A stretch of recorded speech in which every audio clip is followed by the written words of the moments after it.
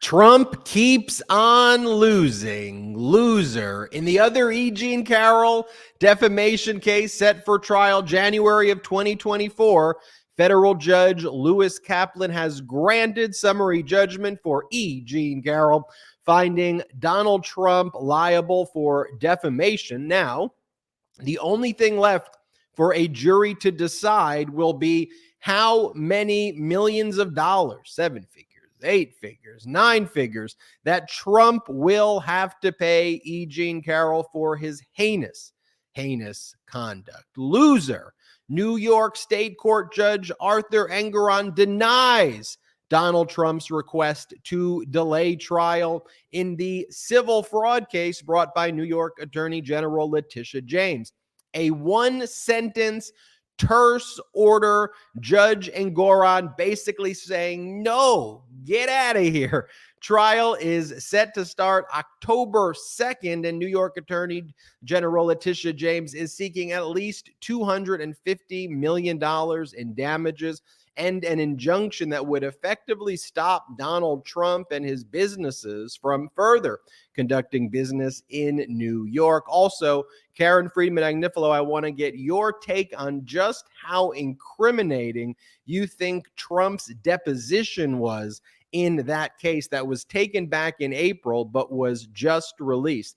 Again, Donald Trump, the loser in the Florida federal criminal case over Trump's willful retention of national defense information and making false statements and obstruction of justice. We learned just how damaging the voice messages are that Donald Trump's former lawyer, Evan Corcoran, made of himself, documenting the crimes that Donald Trump wanted Corcoran to commit for Trump. And in the D.C. federal criminal case over Trump's attempt to overthrow the 2020 election, Jack Smith is raising with Judge Chutkan Donald Trump's extrajudicial statements, meaning the threats that Trump is making in the various social media posts about prosecutors, the judge, the judicial system, and witnesses. Donald Trump, the loser.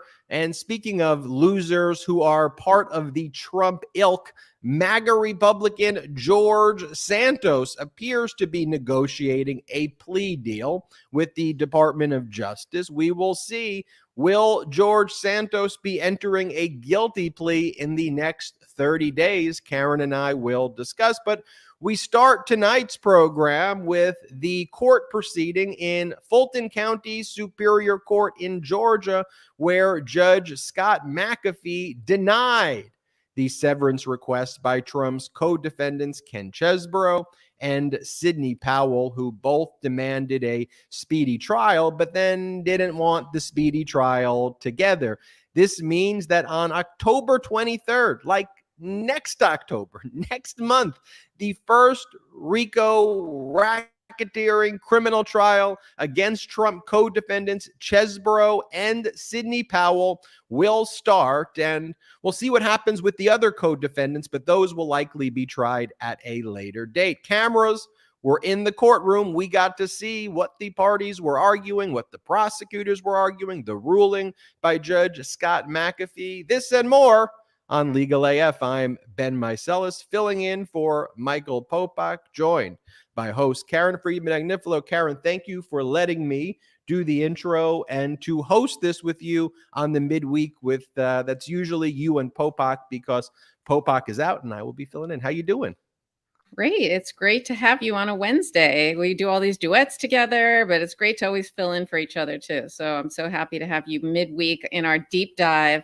The hot takes are one thing, our duets, but to be able to deep dive into these issues with you is another. So there's so much going on. There's, I think, 10 different topics that we're diving into tonight. It's on some level. It's a big, big night. A lot's going on.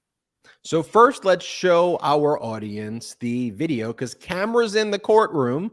Judge Scott McAfee created his own YouTube channel where this is being streamed. And so you could stream it on our channel, other channels. We're going to make sure that we're in the courtroom for future hearings. But this was the order that was issued by Judge Scott McAfee. And then, Karen, after watching the judge issue this order, if you can then explain to our audience what this all means, what were the various machinations leading into this. But let's play Judge McAfee denying the severance request by Ken Chesebro and Sidney Powell. Play the clip. Talk about the jurors. I don't think we can take for granted that these would both be two equally 4-month-long trials.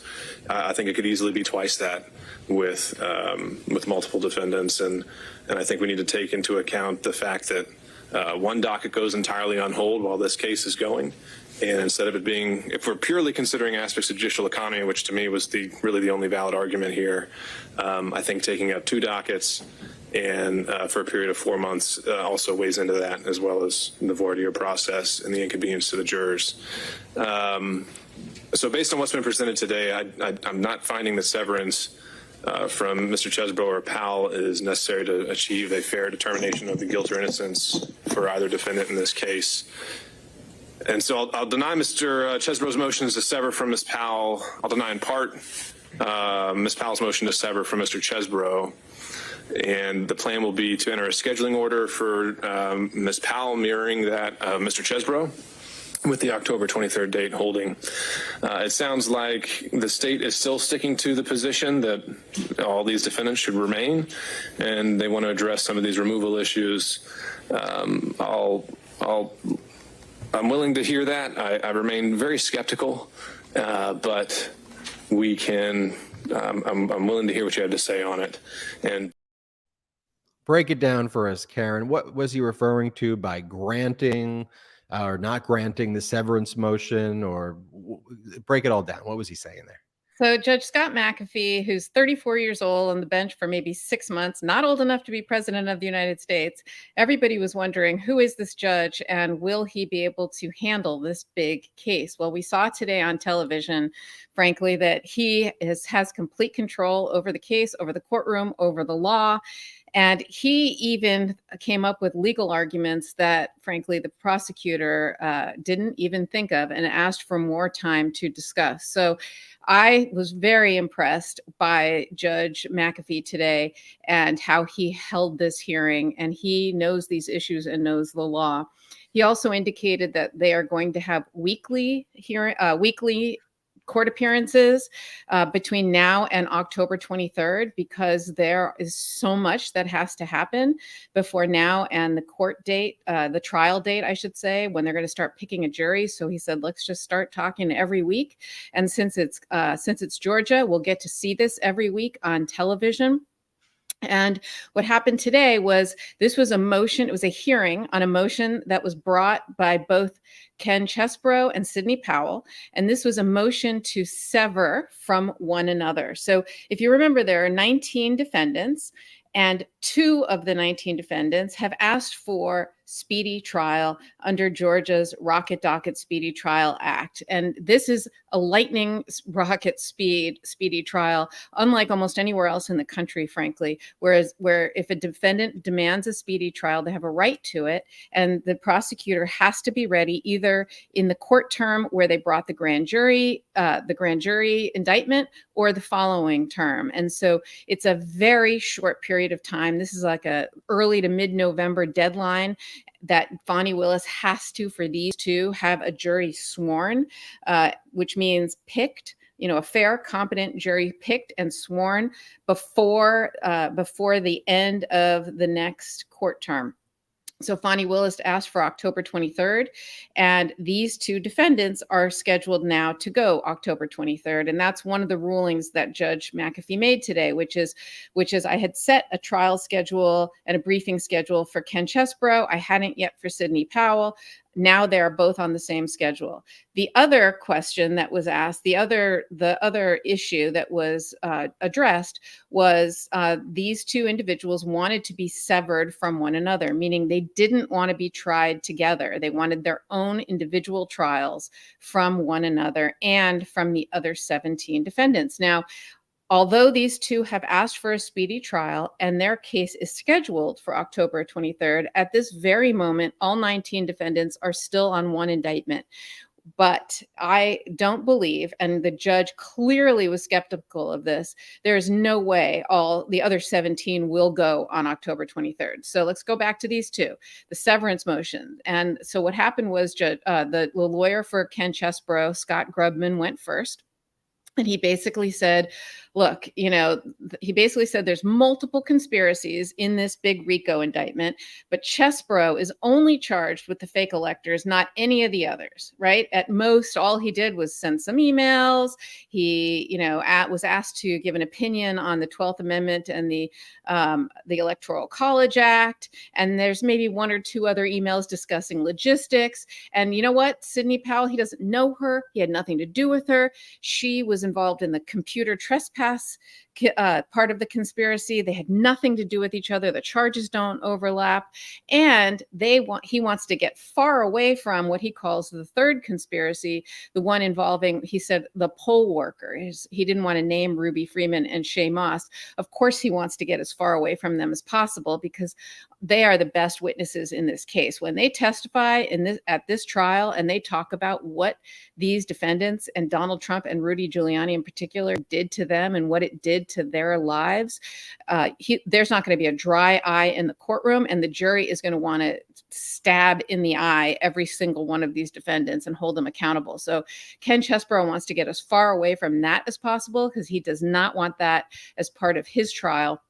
And he basically tried to say that, look, these are multiple conspiracies, and the only thing these people had in common, Sidney Powell and Ken Chesebro, was, look, all we had in common was we were all trying to get Donald Trump elected. That if that's the case, if that's the standard, half the country could also be co-conspirators in this case. Otherwise, we have nothing in common, and that's the thing. And Sidney Powell essentially said something similar and said, look, her lawyer said she's not in most of the case. She's only in that computer breach, Coffee County part of the case where she broke into the, it reminds me of Watergate. This is the 2023 version of Watergate, right? Where instead of breaking into a hotel room and stealing election data, she's breaking into the election office and breaking into a computer and stealing voter data, and basically said, look, I'm not in most of the case, just this part, and my defense will be washed away by all the other evidence and overshadowed, because really everything I did that I'm charged with doing was on one day. It was just January 7th, and if I had any role in it at all, that's the only thing I had a role in, and so therefore, and since I had nothing to do with Ken Chesebro, we don't want to be together. And then the government's position was, no, I think all 19 should still be together and try them all together. The government said that one of the things the prosecutor was asked to provide today was, how many witnesses do you plan on calling and how long do you think the case will take, the trial?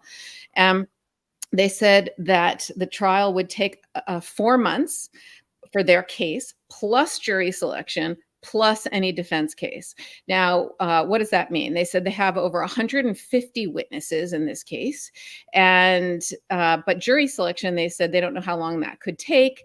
And unfortunately, there's another trial going on, a RICO case, where they've been in jury selection for over 8 months in Fulton County. Now, Fani Willis doesn't have that luxury here because in that other case where the jury selection's for 8 months, that defendant didn't demand a speedy trial. Therefore, they don't have that same restriction of having to have a jury sworn by a certain period of time. So this cannot take that long, but it could take weeks. And on top of that, depending on how many defendants are going, will also increase the amount of time that her direct case could go, because there's multiple openings, multiple cross-examinations, every defendant and defense attorney gets to cross-examine and give summations, et cetera. So the judge was a little skeptical about their 4 month guess of how long it would be, the prediction. By the way, Fani Willis was not in court today, which I thought was noteworthy, but some other defense attorneys were in the courtroom because really only Ken Chesebro and Sidney Powell were on the calendar today, but other defense attorneys for other of the 19 defendants were there watching. And the judge says, well, I think this is really more like an 8-month trial. But he ruled from the bench. He basically said, I'm not severing Chesbrough and Powell. You guys are staying together I don't see, your argument that you had nothing to do with each other. If anything, that hurts you, because there's no way that there could be prejudice, right? Because you don't know each other. You had nothing to do with each other. You both defense attorneys conceded that they don't have antagonistic defenses, which would be one of the elements or one of the reasons you could sever. So he said, look, I find no reason that there's no spillover from one evidence to another because you don't know each other. So there's no prejudice either one of you would suffer. And so I'm keeping you together. You're both going on October 23rd. Part of it's for judicial economy reasons. And, I don't want to put witnesses. And he said, yeah, this is a long trial. I don't want to have 2 courts having to do this at the same time. And plus it wouldn't be fair to the witnesses and victims in this case. So we're having one trial, but there was one issue that this judge brought up that no one else brought up that I thought is really going to be the biggest issue in this case, which is, he said, one defendant, well, now more than one, I think 2, have asked for removal to federal court. Mark Meadows and now Senator Stills have asked for removal, state senator, have asked for removal to federal court. And that's in front of Judge Jones in federal court in Georgia. What this judge asked, what Judge McAfee asked the parties was, look, if there is if the removal, no matter what the decision is, both sides have a right. You agree, right, that both sides have a right to appeal to the 11th Circuit and then to the Supreme Court? And everybody said yes. And he said, so I anticipate that no matter what the judge does in the Meadows case, it's going to be appealed. And do you also agree that we cannot enter a verdict, we cannot enter a judgment of conviction until that issue is resolved and all appeals are resolved? So he said, what am I going to do? I'm going to sit a jury. We're going to open, we're going to take testimony, we're going to cross-examine witnesses, we're going to have jury reach a verdict. And I can't enter that verdict until we know what happens in removal. And then what happens if the whole case gets removed? Then what? Was all this for nothing? Will double jeopardy attach? So he brought up, I think, not only an excellent legal question, this judge, but an excellent logistical question. And that's when everybody said, hey, we need more time to brief this and to think about it. But that's going to be the wrinkle in this case, I think, the biggest question about whether or not this case can go to trial on October 23rd. And this is just an unprecedented situation we're in. The other thing is, Fani Willis, I have to say, I disagree with their position that all 19 defendants should go on October 23rd. I think legally, by asserting that, I think she loses credibility, or her prosecutors lose a little credibility with the judge, because there's other rights that defendants would have to waive in order to go to trial on October 23rd, in addition to speedy trial. I mean, she even filed a motion last week. It was some strangely named motion. You and I did a duet on it, Ben, that basically said, are you sure, Judge, can you please make sure, ask the defendants who for Chesbrough and Powell, can you please ask them to make sure they realize, by asking for a speedy trial, that they're also giving up these following rights, and please make them put that on the record, because she acknowledges unless they do that, her conviction could be in danger. All other 17 defendants, all they have to do is say, no, I don't waive those other things. And then, of course, they're not going to get a trial.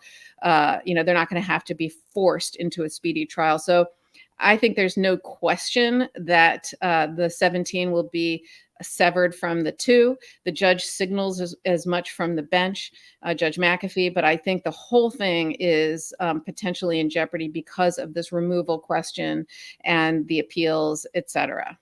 That's what Judge McAfee was saying at the end when he said, I'm skeptical of the state's position that all 19 can be tried on October 23rd because of these removal issues, these appellate issues. And look, I think we all appreciate, and Karen, as someone who led the Manhattan District Attorney's Office, you were the number 2 there, spent 3 decades there. I'm sure you appreciate prosecutors being aggressive and utilizing all the tools in the prosecutorial toolkit, as do I, especially when it comes to prosecuting Donald Trump and Donald Trump's co-defendants. But I do agree with you there too. You also want to make sure that the positions that you're making with the judge maintain your credibility. So it doesn't seem that you're just being so aggressive with anything that some of the other motions inevitably that you're going to have to make aren't viewed with a bit of skepticism, right? Like the absurd delay tactics of Donald Trump are so transparent to look at, right? But there's the opposite of that, which is if you're so aggressive that you're not willing to even concede, wait a minute, there still are certain very important due process rights and constitutional rights that criminal defendants have, that their case truly couldn't be tried for everybody on October 23rd, but I think Judge McAfee did a very good job at seeing that. It was funny because when you think about the arguments being made by Chesbrough, what it really boiled down to, Karen, right, is that Chesbrough wanted to invoke this right to a speedy trial and didn't really think many steps ahead, just wanted his case to go so he could say, I'm just this gentleman. Look at me. I'm just a lawyer who writes memos, right? And then Sidney Powell released the Kraken. She came into this and now they're joined together. And so what his lawyer really couldn't say, but was trying to articulate without going there by talking about spillover is, Your Honor, she's crazy. And this is someone who said, release the Kraken. She broke into election offices and we don't want to be associated with her at all. Just the circus that she brings would be harmful. And I don't think his lawyer did a good job articulating that point, which I don't think you had to say it the way I said it, but I think you could have articulated that point better. But at the end of the day, the retort to that is she may have said release the Kraken, but who came up with the Kraken plan? Chesbrough acts like, oh, I just sent 18 emails. Well, if one of those emails of the 18 were a plan to overthrow our democracy, oh, I'm so sorry if you just robbed 12 banks instead of 18 or one bank instead of 10. You still robbed the bank. I mean, Chesbrough was instrumental in creating the fake elector plans. He was instrumental in the plan to have former Vice President, then Vice President Pence, delay counting the electoral votes. Just because you call it a memorandum still doesn't mean that you're not engaged in a crime. If your memo is a crime, you could be a criminal, even if it's just 18 emails, Chesbrough. So a dramatic hearing, though. I was glad that it was being recorded. And also a number of the cases that were being cited by Chesbrough and Sidney Powell's lawyers about why the case should be in the posture that it's at didn't involve RICO cases at all. And so the prosecutors pointed out, hey, these cases don't involve RICO. In RICO cases, the case should be combined, and that's exactly what should take place here. But again, these hearings are going to be broadcast, and we will be covering them all here. And we did a hot take on that as well. Karen. Just on your point about these being broadcast, federal courts are not televised, and most state courts, criminal cases are not televised. And the reason that is often given is because it could create a circus, it could create a distraction. I think this today proved that to be completely wrong. There was no circus, there was no distraction, there was nothing but transparency. There's a right in the Constitution for an open and public trial. In this day and age, that means it needs to be televised, especially this case. And I think this case and the way it's being handled will be cited by every news agency that's going to make motions in every other case and saying why it should be televised. And I'm hoping and think that other courts will take notice of this and will absolutely allow it to be, these other cases to be televised. The public has a right to see what is happening happening in these cases, in these courtrooms. The thing that Donald Trump has done more than anything else is to try to delegitimize our institutions, especially the criminal justice system. There's two phrases that he uses, and then we see George Santos, who we're going to talk about later, also uses, and it's kind of code. It's Donald Trump speak, it's Donald Trump language when he talks about either weaponizing the criminal justice system or a witch hunt. Those are the words that he uses. And what do those words do? They delegitimize prosecutions, and they delegitimize the criminal justice system. And the only way to get that back is for it not to happen in a black box, for it to not be in secret, and for it to be open and transparent and televised for the world to see. When people testify at trials, at criminal trials, there is no hearsay allowed. It's live witnesses that have to come in, raise their right hand over the Bible, and they have to swear or affirm that they solemnly swear to tell the whole truth, nothing but the truth, so help me God. And they can only talk about what they have seen, what they know from their own personal knowledge. It has to be admissible, and it has to be relevant to the case. And, every single American needs to hear the testimony, see the evidence, and watch and get our criminal justice system back on being a legitimate institution. Because I spent my entire career in the criminal justice system, and to see what Donald Trump has single-handedly done to it is just absolutely disgraceful. And this is step one towards getting that back. And so I think the fact that this was televised and it worked out so well, nothing happened. Like I said, there was no circus, nothing. It's about getting the truth out there and letting people see for themselves.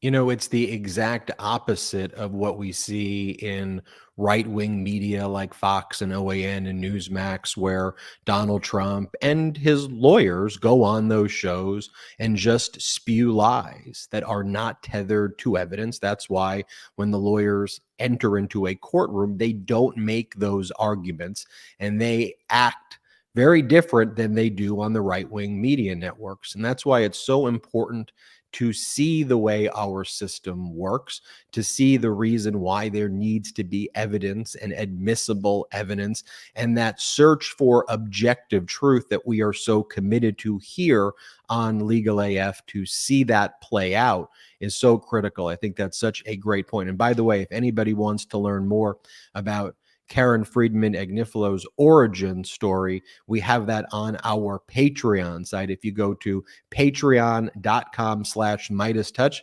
patreon.com/MeidasTouch, MeidasTouch. We have bonus features there because we don't have outside investors here on the MeidasTouch network. So the way we build and grow this platform is through our Patreon. And we have a video on the origin story of Kaen Friedman Agnifilo and how we all met and how she made it here on the MeidasTouch network. Same thing with Michael Popok, how he made it here on the MeidasTouch network, how we all got to know each other. So check that out, patreon.com/MeidasTouch. When we get back, I want to talk about people like George Santos and how what he's been spewing on right-wing media is different than what's going on in court. Same thing with Donald Trump. He did this interview with Hewitt where he's like, I can do whatever I want to do.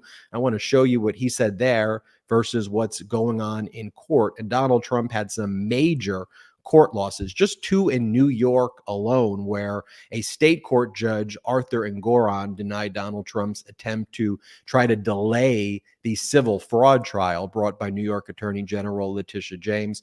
And also a federal judge in New York, Judge Lewis Kaplan, granted a summary judgment motion by E. Jean Carroll, finding Donald Trump liable in the second defamation case. So now it's just a matter of damages. How many millions of dollars in actual damages and punitive damages will the jury award E. Jean Carroll? And I think they're going to hit him for a huge verdict in January. We'll talk about that and more after we come back from our first quick break. Did you know that your temperature at night can have one of the greatest impacts on your sleep quality?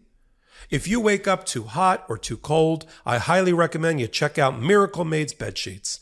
Inspired by NASA, Miracle Made uses silver-infused fabrics and makes temperature-regulating bedding so you can sleep at the perfect temperature all night long. Using silver-infused fabrics originally inspired by NASA, Miracle Made sheets are thermoregulating and designed to keep you at the perfect temperature all night long, so you get better sleep every night. These sheets are infused with silver that prevent up to 99.7% of bacterial growth, leaving them to stay cleaner and fresher 3 times longer than other sheets. No more gross odors. Miracle sheets are luxuriously comfortable without the high price tag of other luxury brands, and feel as nice, if not nicer, than bed sheets used by some 5-star hotels. Stop sleeping on bacteria. Bacteria can clog your pores, causing breakouts and acne. Sleep clean with Miracle. Go to trymiracle.com/legalaf to try Miracle Made sheets today. And whether you're buying them for yourself or as a gift for a loved one, if you order today,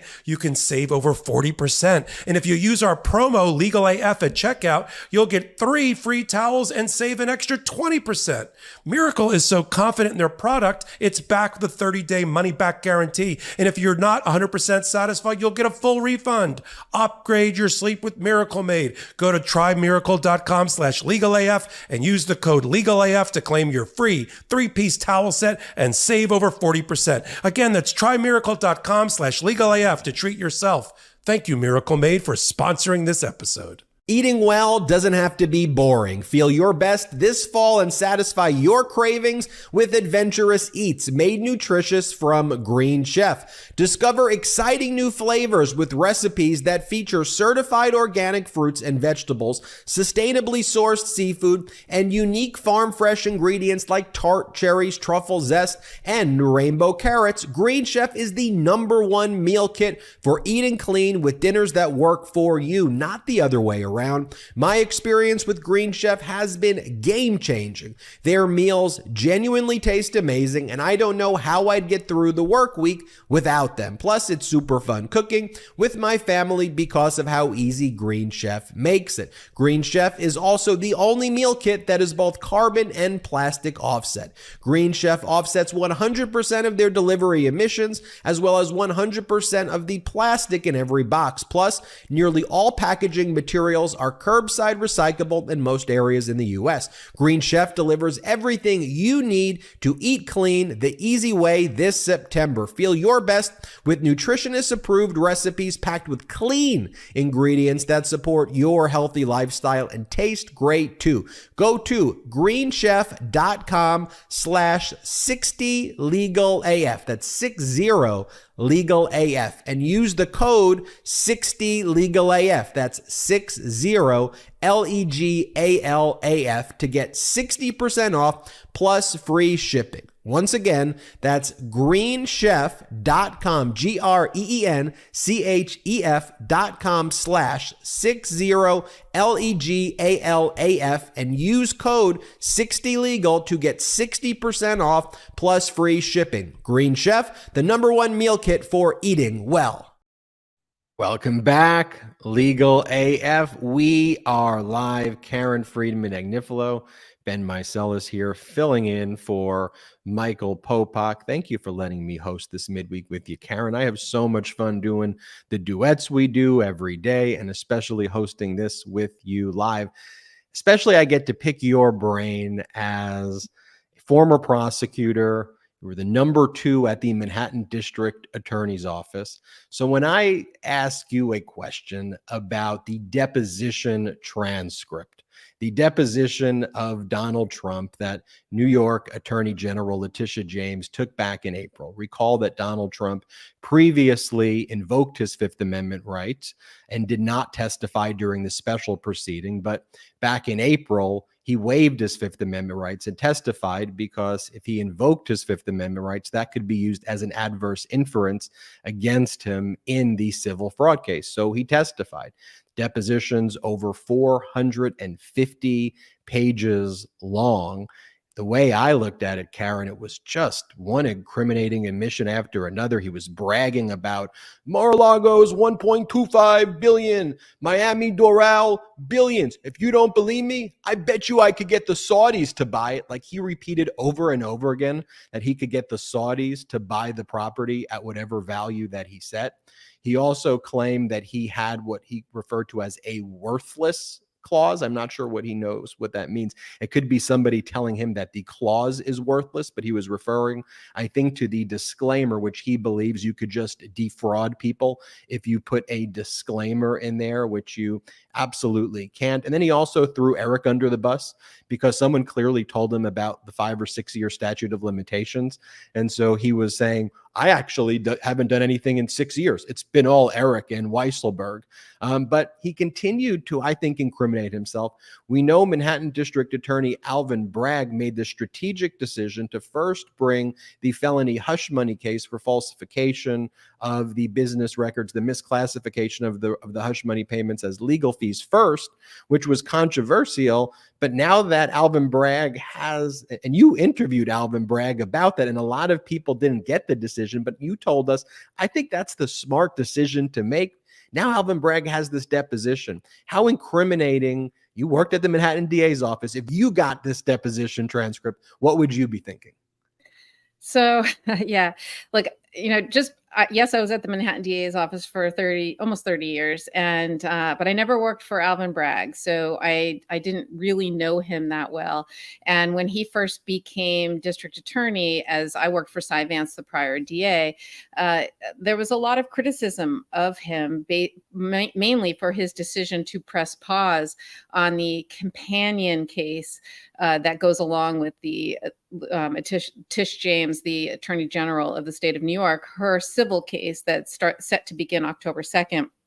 In just a matter of weeks, about the inflation and deflation, devaluation of his assets, and those were joint investigations that were going on at the time, and it was widely anticipated that the Manhattan DA's office was going to bring a criminal indictment based on those exact same set of facts that are happening in this trial at the Attorney General's office. And when Alvin Bragg took office, within a few weeks, the senior prosecutors who were at the Manhattan DA's office basically said, we would like permission to go into the grand jury. And to be fair, Cy Vance gave Alvin Bragg, didn't want to make the decision for Alvin Bragg. He had already given a mature indicted case against the Trump organization, the 17-count case that ultimately went to trial under Alvin Bragg's administration. That was a case that Cy Vance had decided to indict. And then Alvin Bragg took that case, tried that case, and got a conviction against the Trump organization, and Alan Weisselberg cooperated. But Cy Vance was not ready to make the decision regarding this case and wanted to leave that decision to Alvin Bragg. And so when Alvin Bragg, in the very beginning of his administration, decided he was not ready to bring that case yet, he wanted to see, he wanted more evidence, frankly, he wanted more information. He was widely criticized for that decision. And you and I did a hot take months later where we said, wow, that was a brilliant decision that he made, because first of all, he said, number one, the Stormy Daniels election interference case, that has a statute of limitations that is running. So I need to bring that case as soon as possible. This other case, I have more time. So let me, that open investigation, let's go forward on that. This other case, since I come from the Attorney General's office, that's where Alvin Bragg comes from. He comes from the state Attorney General's office. That's his background. So what he had in the back of his mind was his chess move that the rest of us, frankly, did not think of and did not have, which is Trump might speak in a deposition, right? Because he already was deposed and took the fifth, 400 times or whatever it was. But once you do that in a civil case and you take the fifth, you get this adverse inference that goes to the jury that basically said, you can hold that against him. You can hold it against him that he has, the reason he's not speaking is that he has, he basically, you can tell everybody what that charge is, because you've had it in civil cases. I haven't yet to have that charge, but it's an amazing charge that basically says you can hold it against him that he didn't speak, that that you can have a negative inference against him for that. But and I think that Alvin Bragg thought there's going to be another opportunity to depose him, and he might speak, and he did, and he spoke for 7 hours. 7 hours, where Letitia James and her staff, they didn't cross-examine him. They literally just let him speak and speak and speak and speak. And boy, did he speak. And it was brilliant to that. I mean, let him hang himself with the rope. Let him just make that rope longer and longer and hang himself. I mean, if nothing else, putting aside whether it's it's something that's damning, and that is that's like a confession. Number one, he has now locked himself in to 7 hours worth of facts, right? His defense can't change. His defense is what it is. He can't now say something different from what he said during those 7 hours. So that in and of itself is just pure gold for a prosecutor, number one. Number two, he just goes on and on in there talking about things that he just sounds ridiculous. He basically says he can do whatever he wants. He's like, he basically said, I have the strongest, whatever this worthless clause was. I was sitting there Googling it going, I went to law school. I never heard of the worthless clause. Like, what is that? So I'm glad to know that it's not really a thing. But he says, I had this worthless clause in all of my statements of, financial conditions, but which basically says, they can all be false and misleading. As long as there's a worthless clause, I can say whatever I want. He's basically saying he can lie, and that it prevents people from taking legal action against him. I don't even know. I think you said in one of your hot takes that he's talking about a disclaimer. I mean, I think, don't Karen, know. somebody told him that disclaimer is worthless. And I truly think that's what happened. And then he said, oh, the worthless clause means that because he justifies it like a malignant narcissist. So he then held on to that and says, I got a clause that means all of my statement of financial condition representations could be worthless and I'm okay. And it was someone saying, no, your disclaimer is worthless because Meisers, who are your accountants, they're saying you shouldn't rely on us Meisers, rely on him because we're being fed this information. It was actually a very weak disclaimer. It's not even a strong disclaimer because Meiser says, we don't know if what we're doing is telling the truth. We're relying on them and they may be lying to you. So the clause is worthless. Wow. Well, I have to say there was so much in there that is rich for a prosecutor, and so much that we don't even know, frankly, that it's valuable because we don't know what their evidence is, right? We don't know that some of the things are lies, so until we see what the evidence is and compare it to his statements, we won't really know what are just absolute provable lies or not. But some of the stuff he said that was just bananas, frankly, was that, he could put outrageous amounts of money on whatever, that he could say my properties, everything I have is worth these outrageous amounts. Why? Because the Saudis will pay that for my brand. They will basically pay anything for me. And so as a result, I can just make it be valued whatever I want. I mean, that is not the standard, that is just not how people do business. And that is not the standard, A. And B, it's kind of scary, right? That he was president of the United States. And, and I think Jared Kushner was receiving billions of dollars from the Saudis, during this time.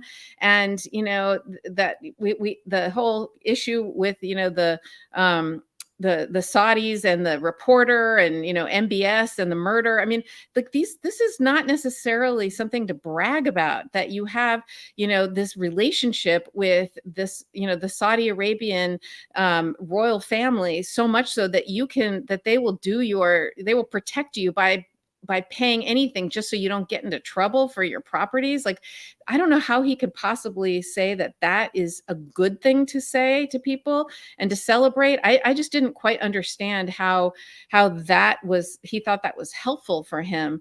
I thought that actually made him look horrific, frankly. I don't know. I thought, what did you think? Because I thought it was a terrible.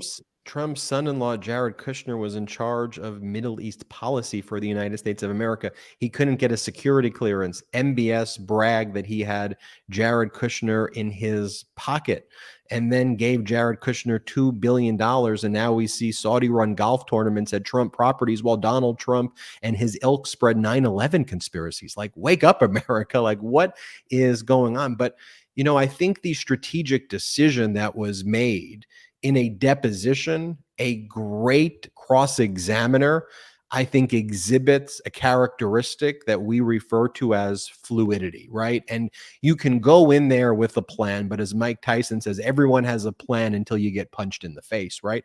So you have to adapt to depending on what is going on. And so I think at a certain point, the person from the New York Attorney General's office who was asking the question said, you know what? I'm just going to let him talk, because this is gold for our case, because I'm not going to let that happen during the trial. We're going to have a very rigid trial. Yes or no, sir? Isn't it true that you said that Saudi Arabia would buy anything from you and that's how you valued it? Well, I don't know. Isn't that what you said, sir? Yes or no? Like, you can do that at the trial, but they just let him talk himself into all of this incriminating stuff. And if I was from the New York Attorney General's office, the way I begin my opening statement is Donald Trump said that he could value his properties at whatever he wants because Saudi Arabia will buy anything for him. Donald Trump said he didn't want to do appraisals because that would be too difficult. So he just thought it was common sense. Donald Trump claims, ladies and gentlemen of the jury, people of the jury, that one of his NFT cards is $82,500. He claims that Miami Doral is billions of dollars. He claims he has a worthless clause and that all of his statements should be viewed as worthless. That is what he thinks. So you can take what he did and give a brilliant opening and really cross-examine the right way, I think, at trial. But it was a perfect setup. I think it was incriminating. I think it was disastrous. And I think it is disastrous for Trump, good for justice. But that's why we have to go through all these things, Karen, right? Like, we have to be in an evidence base. This is what he said. This isn't, MeidasTouch saying, oh, Donald Trump. These are his words. This is what he is saying, and that's why evidence is so important. And you know who sees right through all of Donald Trump's tactics? Judge Arthur Engoron, because Donald Trump tried to delay trial. Trial set soon.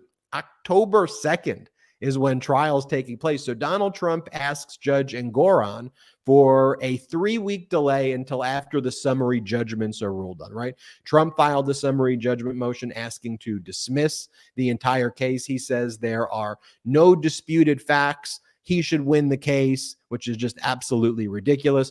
New York Attorney General Letitia James says it's undisputed he engaged in these fraudulent valuations. What Donald Trump's plan in filing this, what did he even call it? He called it like a motion for an order to show cause about a brief delay of the trial. He didn't want a brief delay. What his plan was, no matter what Judge Arthur Engoron does in summary judgment, if there was a 3-week extension, Trump was then going to rush to the appellate division and say, look, there's no urgency for trial. I've got 3 weeks now. So appellate division, stay or stop indefinitely this trial from taking place while we deal with these issues on appeal. Pull up Judge Arthur Engoron's order right here. I love this order.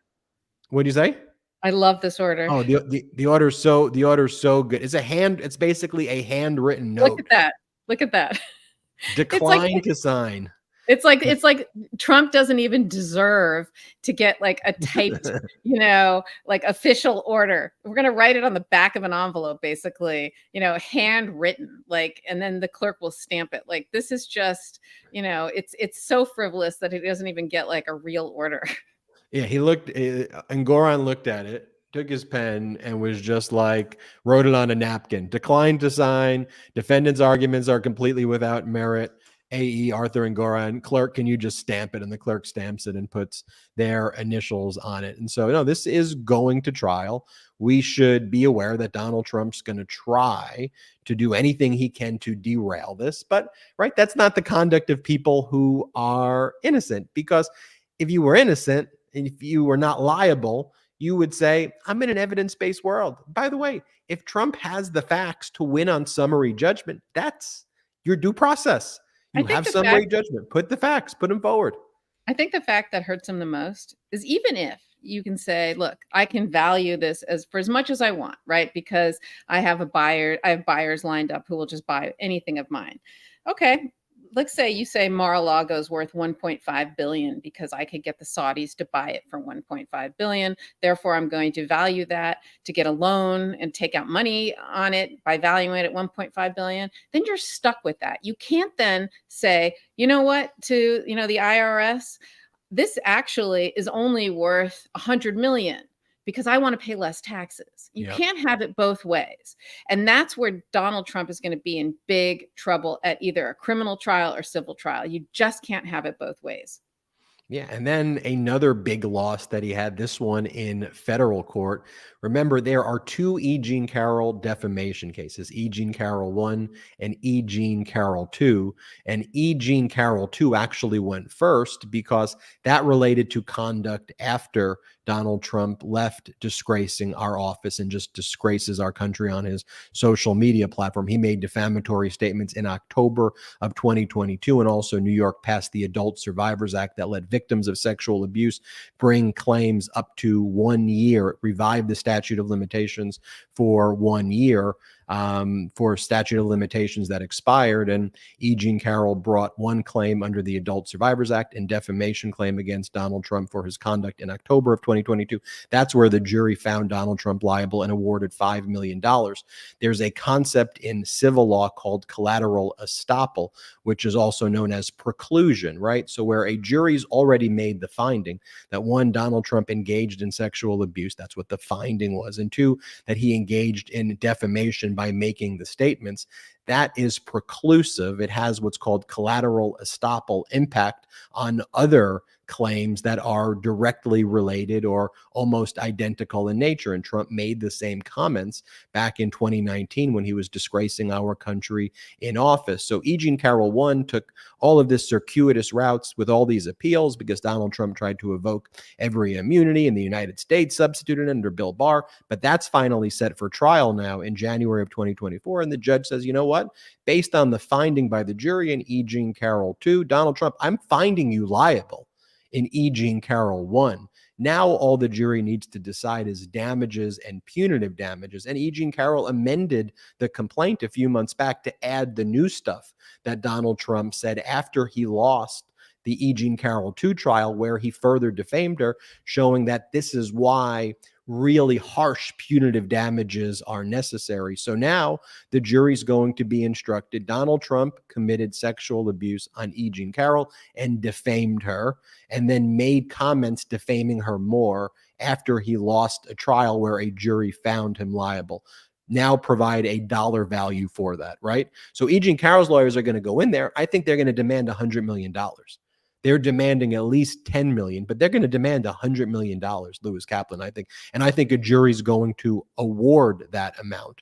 And E. Jean Carroll deserves that. Donald Trump engaged in the most heinous conduct imaginable, and it keeps on compounding that. But that's another loss by Donald Trump in court. And I want to play this clip. This is of Yu Hewitt. Did you hear this one, Karen? Because as we talk about what was happening in the Southern District of Florida proceedings with some news, we're learning more about smoking gun evidence that special counsel Jack Smith has.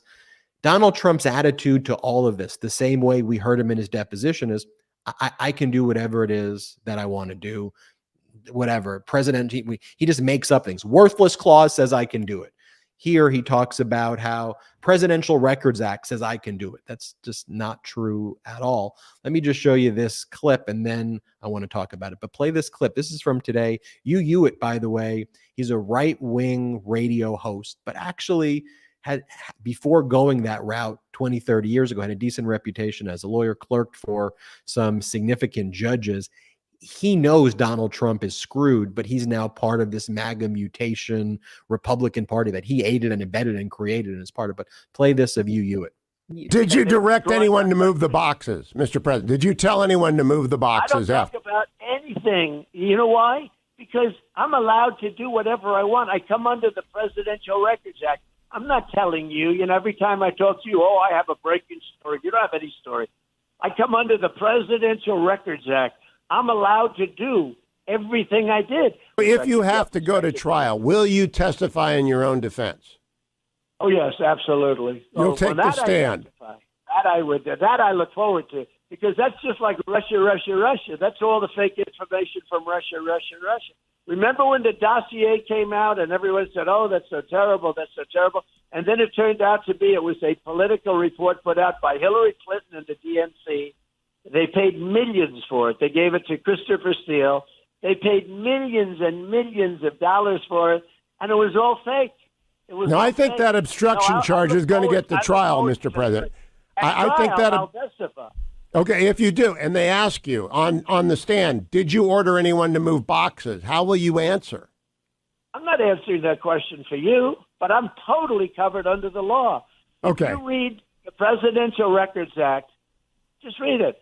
You take a look at it. I'm totally covered under the law. It's a civil act. It's civil. Now, Biden had no civil act. The things he did are criminal.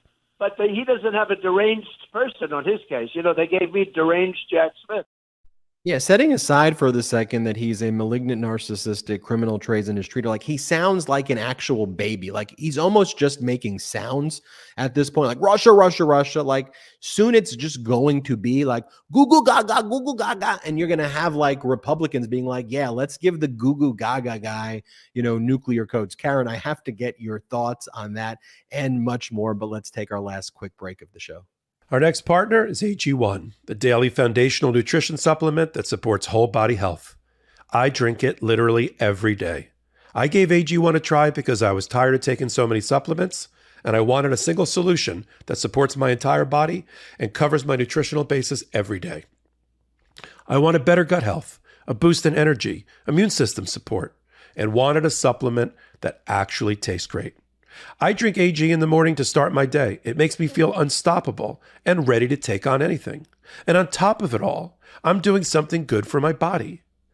I'm giving my body the nutrition it craves, and I'm covering my nutritional basis. I've tried a ton of different supplements out there, but this is different, and the ingredients are super high quality.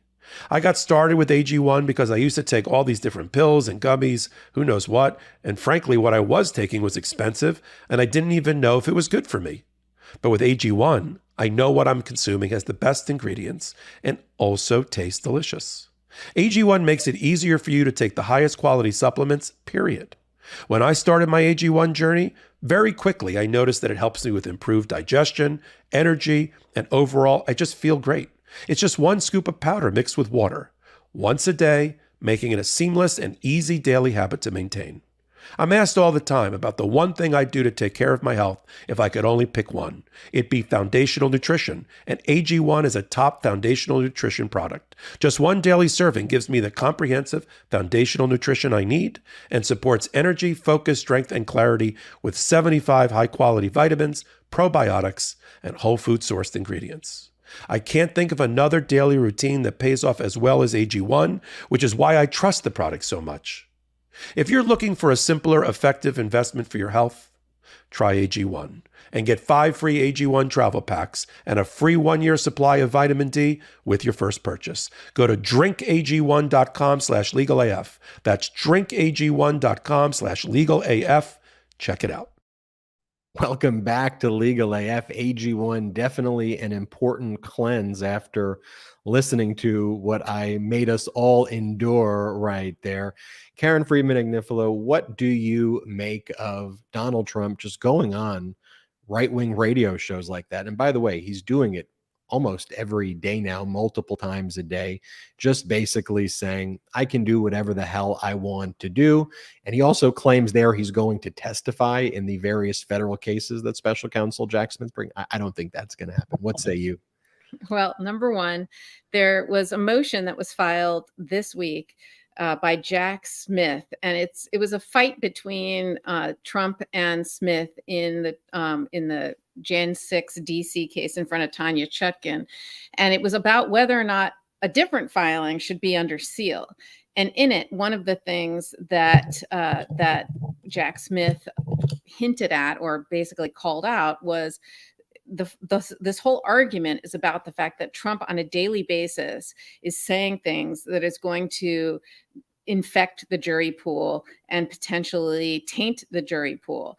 And so I think it's things like what you just played, this Hugh Hewitt interview, where he's talking about things like the Presidential Records Act and that he is 100% allowed to do this. What he's trying to do is put that in the minds of potential future jurors to say, I could do it. The Presidential Records Act said I could do it. I can do it. I can do it. Well, look, I urge anyone to just Google the Presidential Records Act. It's in, it's the Presidential Records Act of 1978.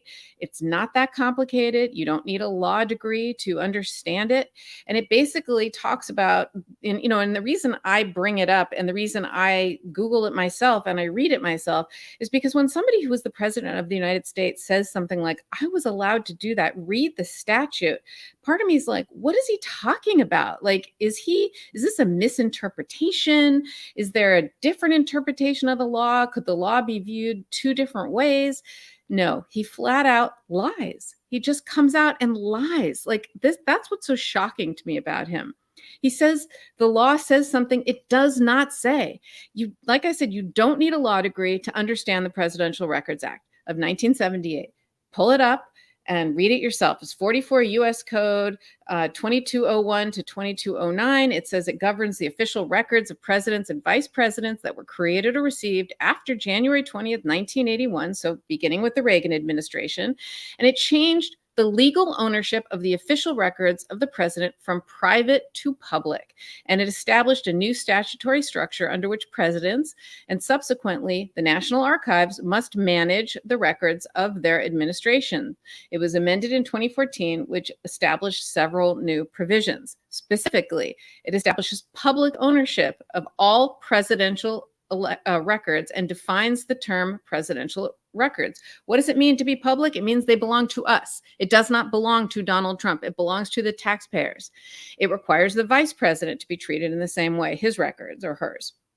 It places the responsibility of the custody and management of incumbent presidential records with the current president. It requires that the president and his staff take all practical steps to file personal records separately from presidential records. So love letters from Melania, or more likely hate letters from Melania, those get filed separately than his love letter from Kim Jong-un, which was frankly one of the things that the National Archive noticed was not among his documents. And they knew that Kim Jong-un gave him a love letter when they met. And so that is not personal. That belongs to the taxpayers.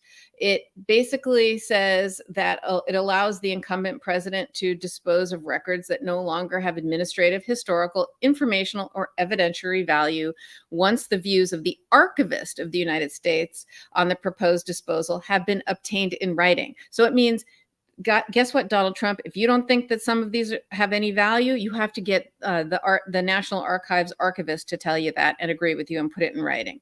It says that the records that are held by the archives, it goes on and on about custody and how the president has to request access to the records, et cetera. It talks about how they get transferred, the process by which the president may restrict and the public may obtain access to the records. It's just very specific about, and it codifies the process by which the former and incumbent presidents conduct reviews for executive privilege.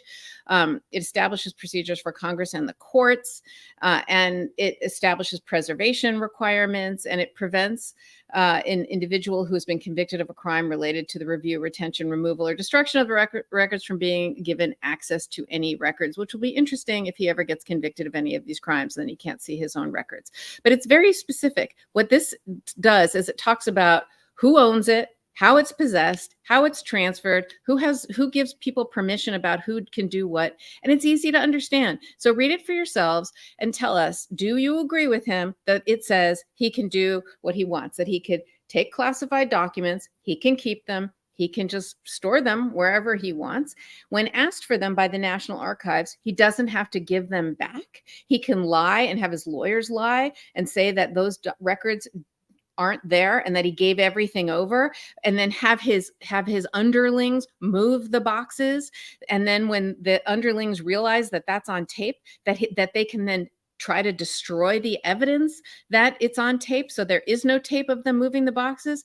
I mean, you tell me, you read this for yourselves and you say if there's anything in that gives him permission to do what he says he can do. You will not find anything that says that. He has once again just flat out lied, but he's doing it because he's trying to convince the public and future jurors that in fact he is allowed to.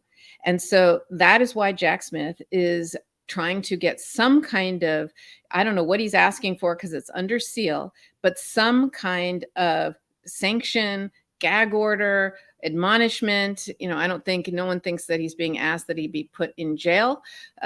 Although any other defendant who continuously on a daily basis violated court orders and was trying to taint the jury pool on purpose and go out and try and taunt the prosecutors and the judge and threaten them would be put in jail. I don't think anyone's going to do that because he's a presidential candidate, but there is some little war going on between Donald Trump and Jack Smith under seal about his use of doing this every single day and going on TV and going on radio shows and lying about what he's allowed to do, not allowed to do, and what the facts actually aren't and what the facts actually are, to try and taint the jury pool. And to answer the question, do I think he's going to testify? I would have said no, probably not, because then he could be prosecuted for perjury and he lies. He can't not lie. So I don't think he ultimately will testify, but I think he will want to, because he thinks, he is actually a narcissist and he thinks that anything he says is the truth. I mean, the guy, I've actually, other than George Santos, I don't think I've ever seen someone lie as much about literally everything as Donald Trump. And but I think he will want to get on the stand because he thinks he's charming. He thinks he can talk his way out of anything, and he will absolutely try to do to any prosecutor cross-examining him what he did to Caitlin Collins in that disastrous town hall that he was in when he railroaded her.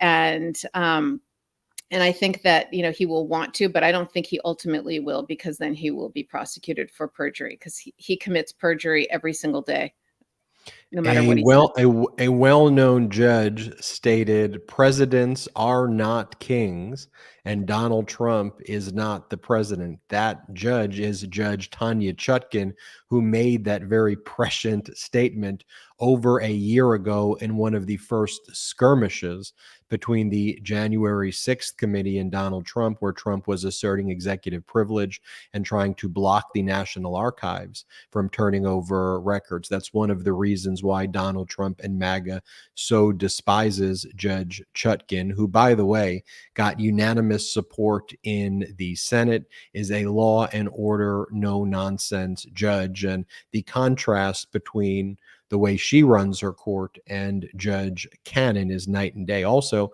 when we talk about the Presidential Records Act, Donald Trump's not the president. You don't, when you're private citizens, Obama, Clinton, George W. Bush, they don't get to steal classified record. It doesn't belong to them.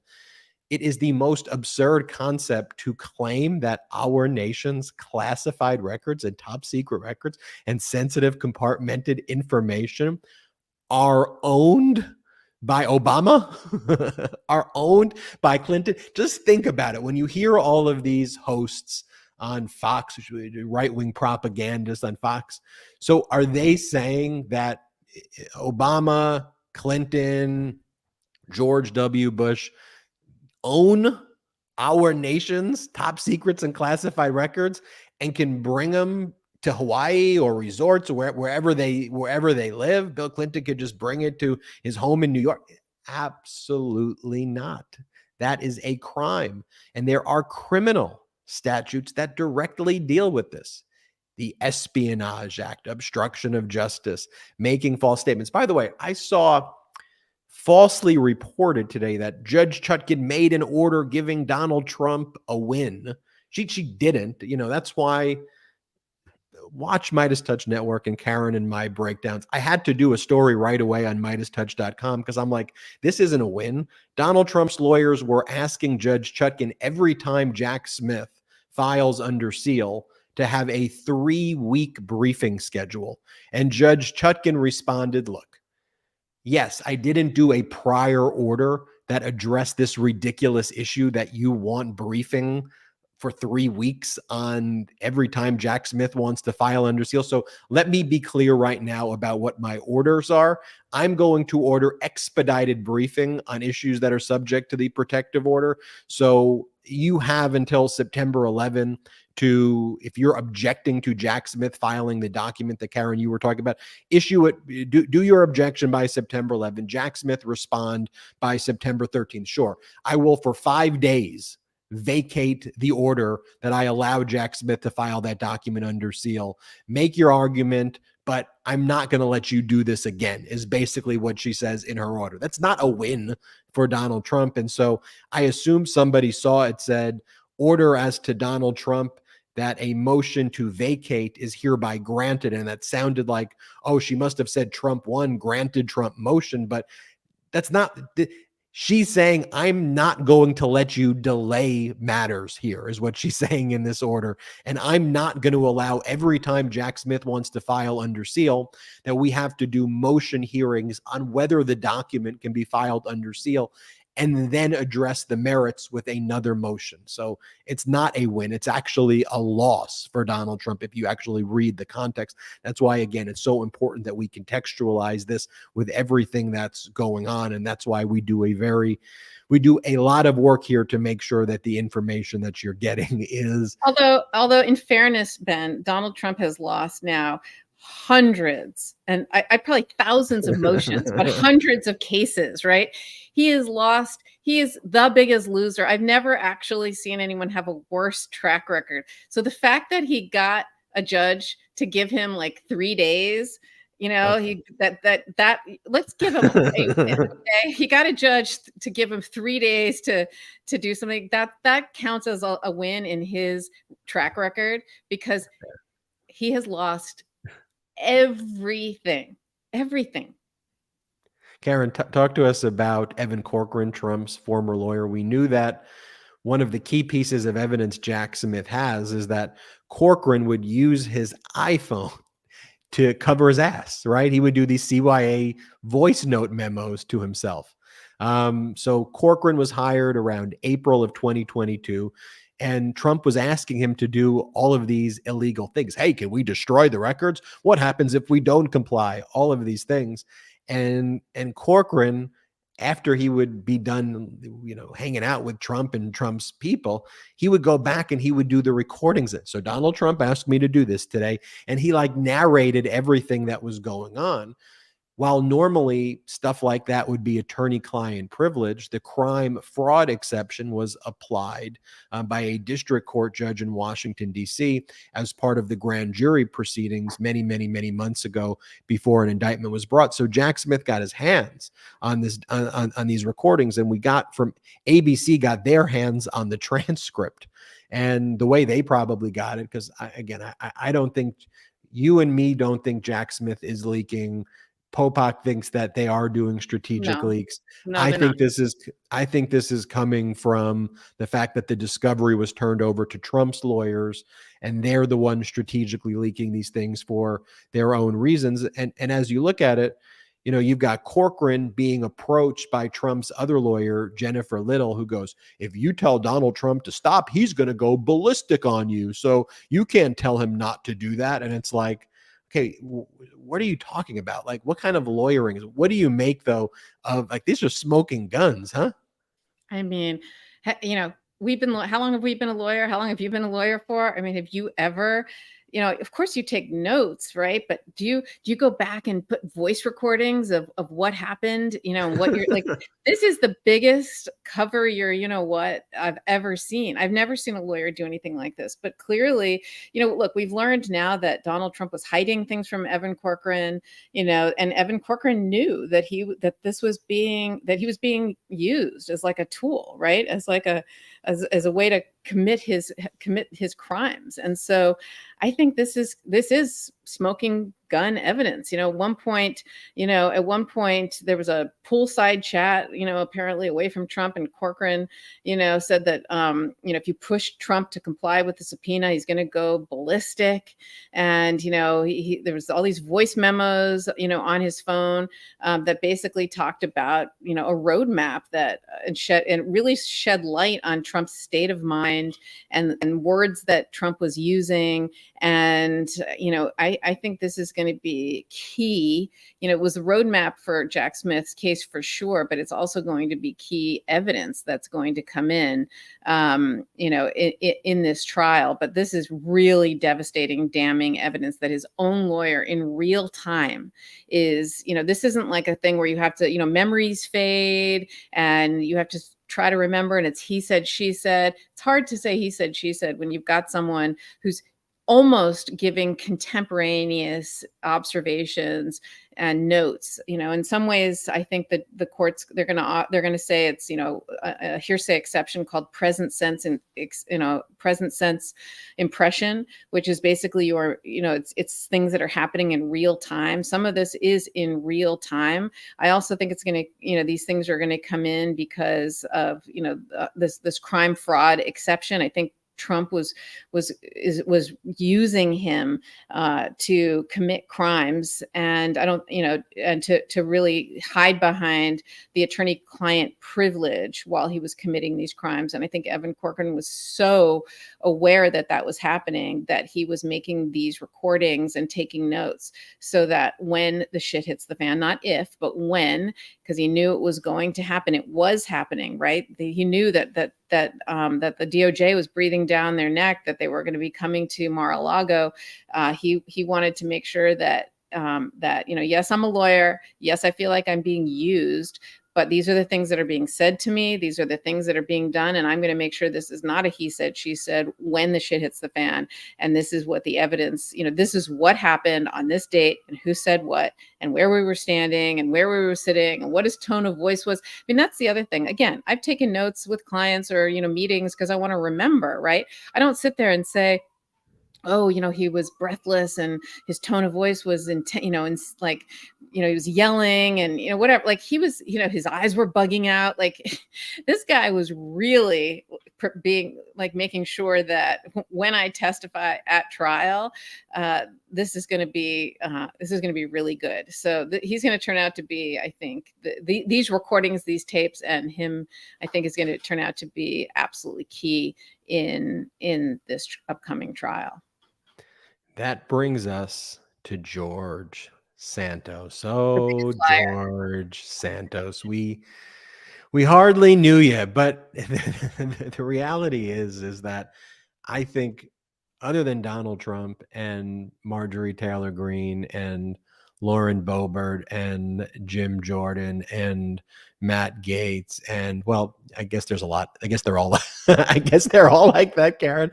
But let's just say that George Santos definitely defines the modern day mutation that is the MAGA Republican Party. Because that's what I call it, a mutation, because it's like they're not conservative, at all. And I refuse to refer to them as like a normal political party. And it is problematic when large media networks normalize, the behavior of what's going on. They normalize what Trump's saying and doing and his attacks on the judicial system and the types of interviews we played earlier. Like George Santos, here's someone who's lied about everything of his life. And then you get to his crimes, right? I mean, here's someone who's lied about every school that he's ever attended, heinous lies about his grandparents being in the Holocaust, claiming that he's Jewish when he's not Jewish, claiming that his parents were 9/11 victims and then 9/11 survivors. I mean, starting a fake charity to steal money from homeless veterans, promising them that the money was going to go to save their dogs and then killing their dogs. Like you can't. It is the height of evil. And they knew they knew that stuff, right? And the MAGA Republicans gave him the right to be on the small business committee and like the space and technology. They put him in charge of PPP fraud originally. I mean, just put that in perspective. And then he like left that position as it was Well, clear. he is an expert. He is he's an expert in fraud. I mean, you know, just think about like what's going on. And then the MAGA Republicans censure Adam Schiff, a former top federal prosecutor, because he pursued evidence against Donald Trump. Like, again, this whole period is defined by your Marjorie Taylor Greens, your Lauren Boeberts, your people like your George Santoses. And George Santos may have said, you know, but let me just show you this clip before me saying it. Okay. This is the same way we had like Donald Trump, right? Like Google Gaga, Donald Trump, wow, Google Gaga, Russia, witch hunt. That is something you want to talk about trickle down, right?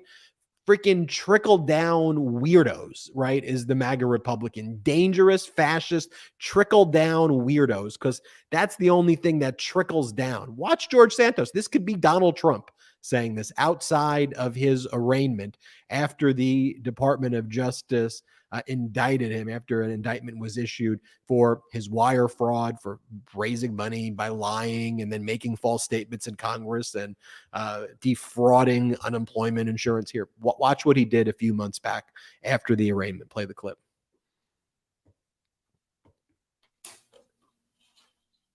I'm not sure the I'm not sure there's we'll get the audio in a second there.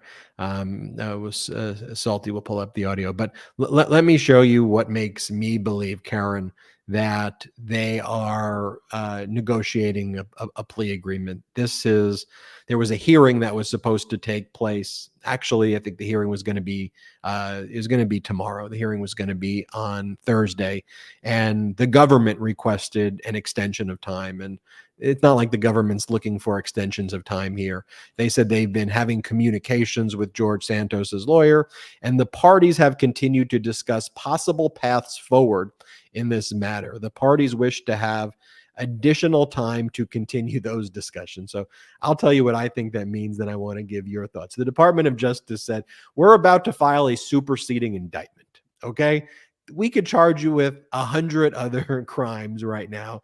And here are people who have flipped on you. Here are other witnesses. We're ready to bring that. Do you want to enter into a guilty plea? And I think he's saying, yes, I do. And that's what these further discussions are. What do you think, Karen?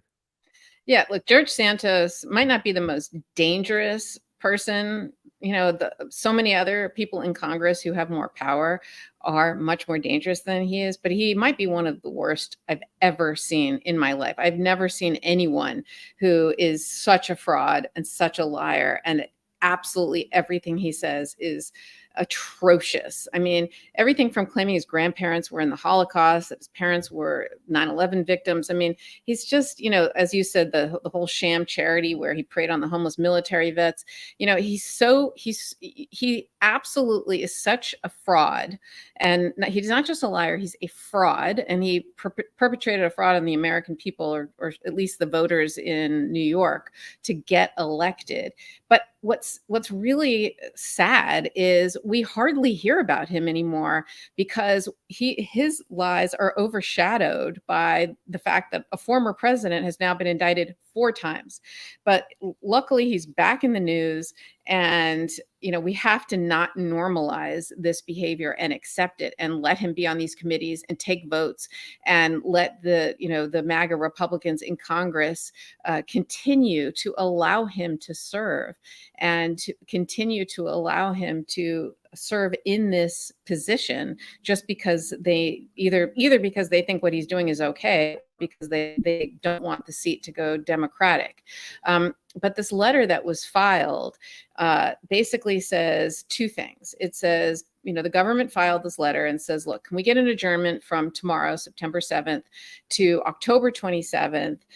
This is on consent of both parties, meaning the government and George Santos's lawyer agree to this. And the reason is because, number one, we've turned over a ton of discovery, and the defendant needs more time.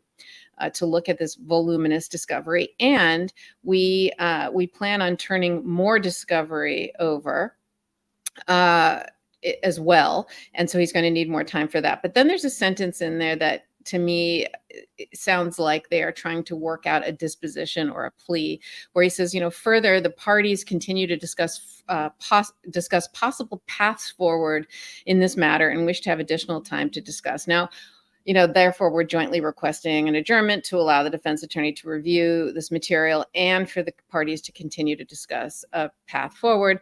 It sounds to me like this is code for they're looking to see if there's a plea agreement or some kind of disposition. This could be a case where, in exchange for, resigning and agreeing never to run again, perhaps they, work out some kind of disposition. I don't know what is on the table, but clearly something is on the table because this guy's dead to rights. He has no defense, and he will absolutely be convicted of all of the multiple crimes. In that tape that you were going to play, he uses the Trump code words, witch hunt and weaponization. Yes, exactly. Oh, right. Yeah. No, there's no investigation into the Bidens. He says he's going to clear his name, all that kind of stuff. But, it's just absolutely crazy. There was another clip, in another interview where he talks to Piers Morgan, where Piers Morgan actually said, how did you think you were going to get away with all this stuff?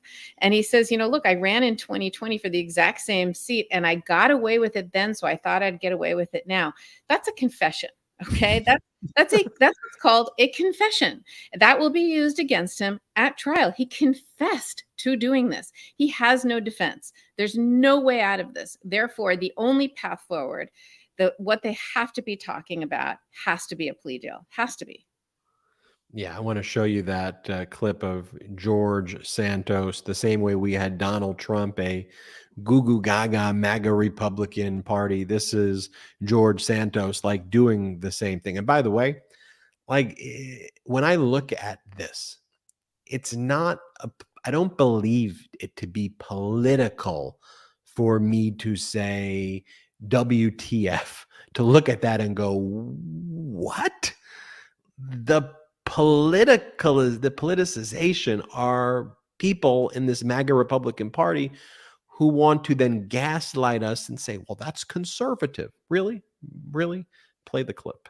Fight to defend myself. The reality is it's a witch hunt, because it makes no sense that in 4 months, 5 months, I'm indicted. You have Joe Biden's entire family receiving deposits from nine family members receiving money from foreign destinations into their bank accounts. It's been years of exposing. A lot of you here have reported on them, and yet no investigation is launched into them. I'm going to fight. I'm getting back to that. I'm going to fight my battle. I'm going to deliver. I'm going to fight the witch hunt. I'm going to take care of clearing my name, and I look forward to doing Congressman, did you? By the way, in Washington, D.C., you have one of Donald Trump's other top aides, Peter Navarro, who is a criminal defendant in the contempt of Congress for defying the January 6th committee's subpoena for deposition and documents. And again, goo goo gaga, here is Navarro as he leaves, and he tries to basically beg for money. Here, play this clip.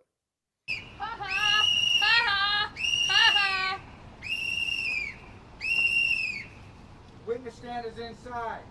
Thank you. You gotta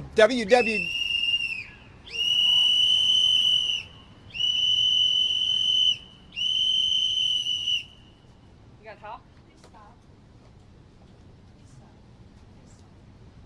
This is what's wrong with America here. www.defendpeter.com. Defend. What's wrong with the country is that there are people like you, Peter Navarro, Donald Trump, George Santos, MAGA Republicans who do not care and intentionally want to destroy evidence, who do not care about law and order, who do not care about our judicial process and want to tear that down. That's, to me, Karen, why I get so thrilled to do Legal AF shows, particularly with you and Popok, is there's so much work that we need to do when it comes to evidence, because I know that there are such huge amounts of disinfo out there that are well funded, that are trying to provide inaccurate information, and where I have an opinion on political matters, and everybody knows where my opinions are, but I try not to lead with the opinion. When you give the analysis, when Popok gives the analysis, it doesn't start off with a rant. Here's how I feel. It's, let's look at the documents. Let's look at the evidence. Let's look at the video. Let's look at what they say. And if their behavior is that of a petulant third grade fascist, then I offer my opinion. Karen. Look, the other thing is he mentions Hunter Biden and the Bidens. Well, let's just, again, look at facts, right? That investigation started under the Donald Trump Department of Justice. Donald Trump didn't find any evidence against Hunter Biden, didn't bring a case against Hunter Biden, didn't bring any case against any of the Bidens, and he could have, right? Because they keep saying, oh yeah, they've had this investigation for years. Yes, many years, including the years that the Department of Justice was controlled by you, Donald Trump, and your Department of Justice did not have it either. In fact, there was a U.S. attorney that you appointed, Donald Trump. His name was David Weiss, and he was investigating Hunter Biden. Joe Biden, because he's a stand-up guy, when he became president, and he knew that his son was being investigated, that this ongoing investigation that started under Donald Trump with no cases brought by Donald Trump, right?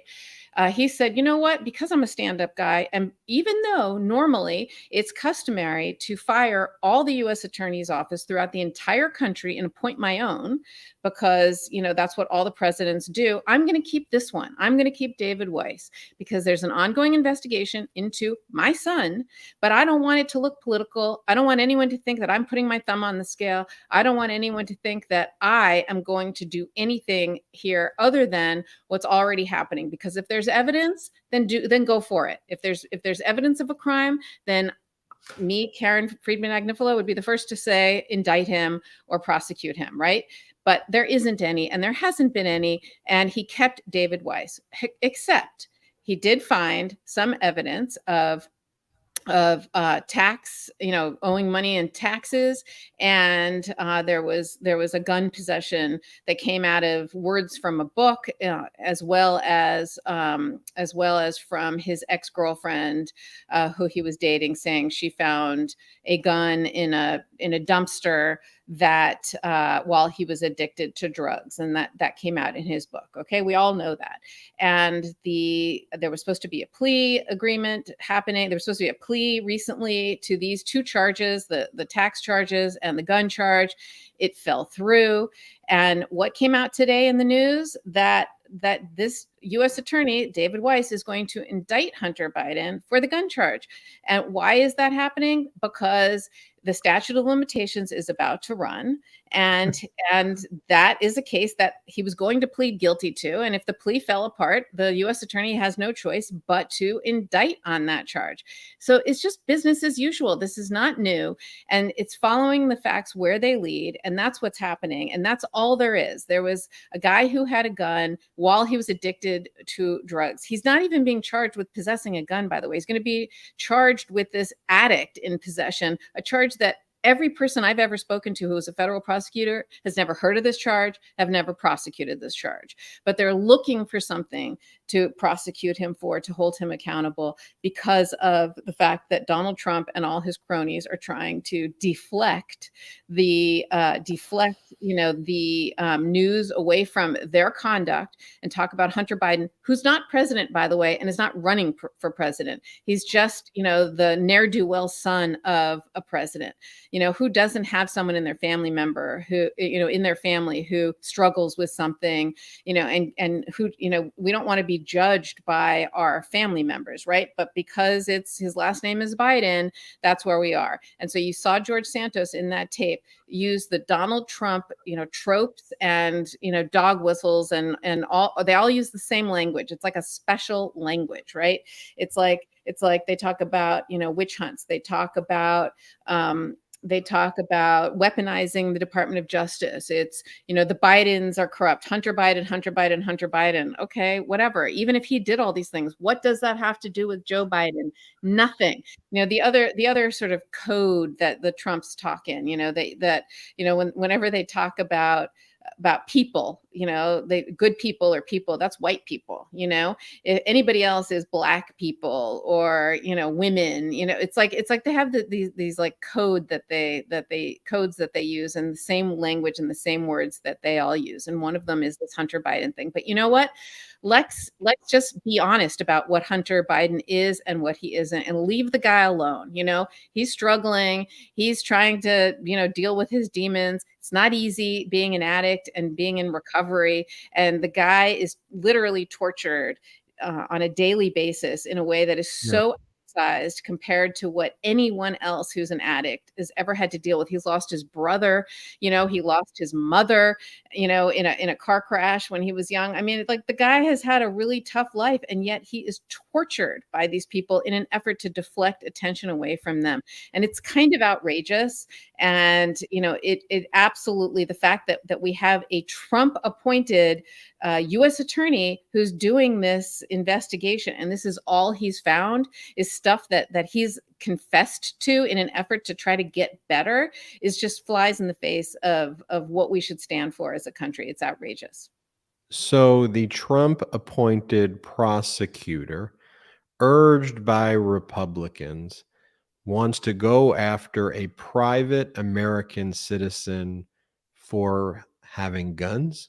So they want to use government to go after people for having guns. Isn't this the party that wants everybody to have AR-15s? And when it's Hunter Biden, then it makes sense for the government to go after people for having guns while being addicts, which I believe the Fifth Circuit of Appeal also held to be unconstitutional. So there's that. Also, Hunter Biden has always been a private citizen. And so at the end of the day, unlike Jared Kushner, who held an official government position, unlike Ivanka, who held an official government position, Hunter Biden never held a government position. He was not an aide to President Biden ever. He's a private citizen who was a drug addict. And what's the other potential charges are tax evasion, but he paid back all of the money. And everybody who says they've looked at that charge says that that's, again, a charge that's rarely, if ever, utilized. But again, that's what MAGA Republicans are going after, which is fine. If it's a crime, it's a crime. And if they think that in their prosecutorial decision, go after it. But at the end of the day, Hunter Biden is not, again, a government official now or ever. So if the MAGA Republicans say things like they have 17 audio recordings of Biden engaging in bribery, and then those audio recordings don't exist.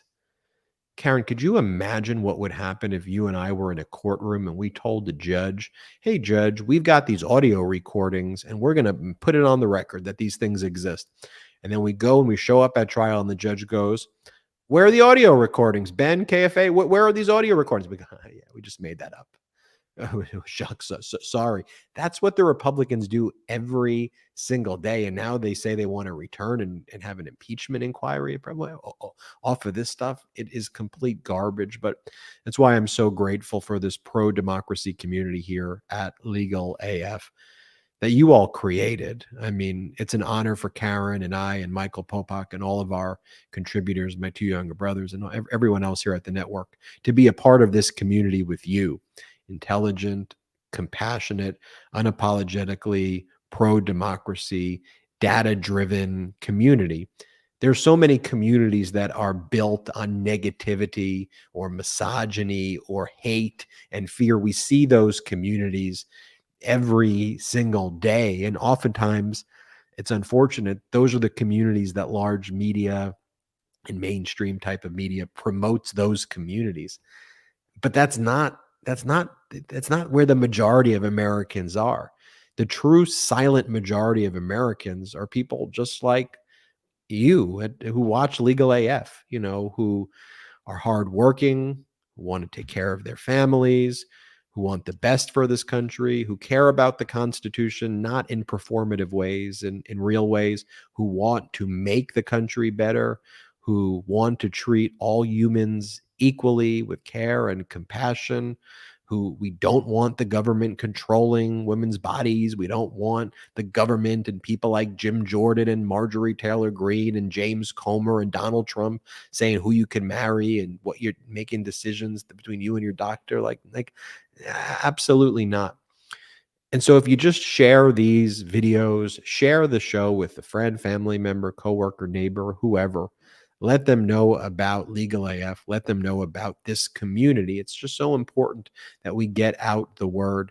And that's always the best way you can help out. If you go, how can we help out? That's great. If you've become a member of our YouTube today through that membership button on the bottom and you gifted memberships, thank you so much. We don't have outside investors here on the MeidasTouch network. And so the way we grow this is through the emoji memberships and then separately through the Patreon. And if you're not a member of our Patreon yet, if you're not a patron, I would really suggest that you become a member as soon as the show's over, because we have bonus podcasts there, including a bonus episode with Kaen Friedman Agnifilo, where she discusses going to Georgetown Law. I went to Georgetown Law as well, which is just the commonality that we have. We talk about our backgrounds. Kaen shares how she became a prosecutor, how we met. It's really incredible. Also, we do one with Michael Popok that's posted there.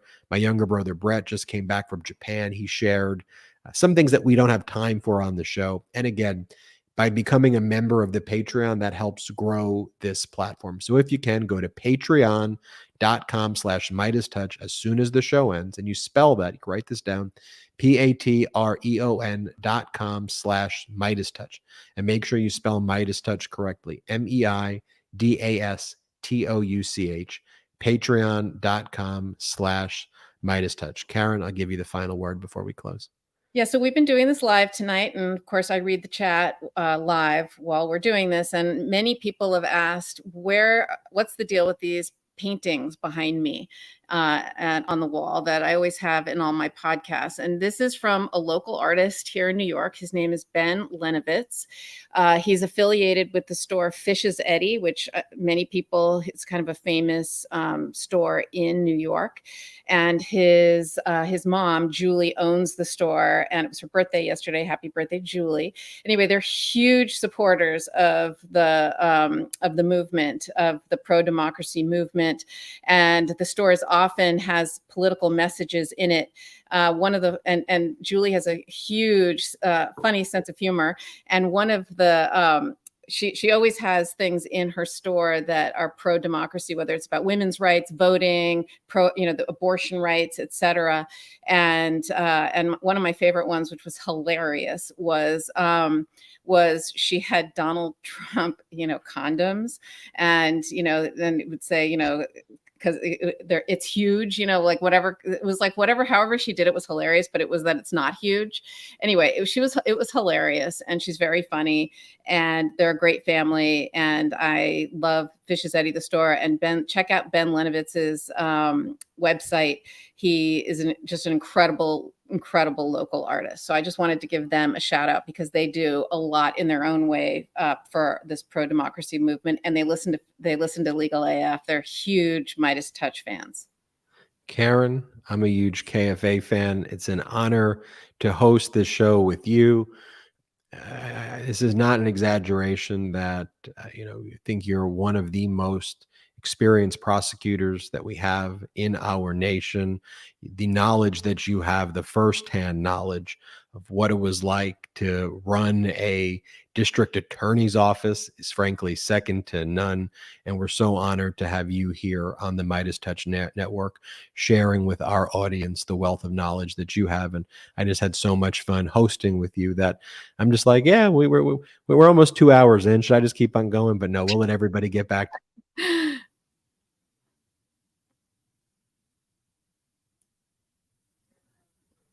I think you froze. The Meidas Mighty. Shout out to the Meidas Mighty. See ya. Bye.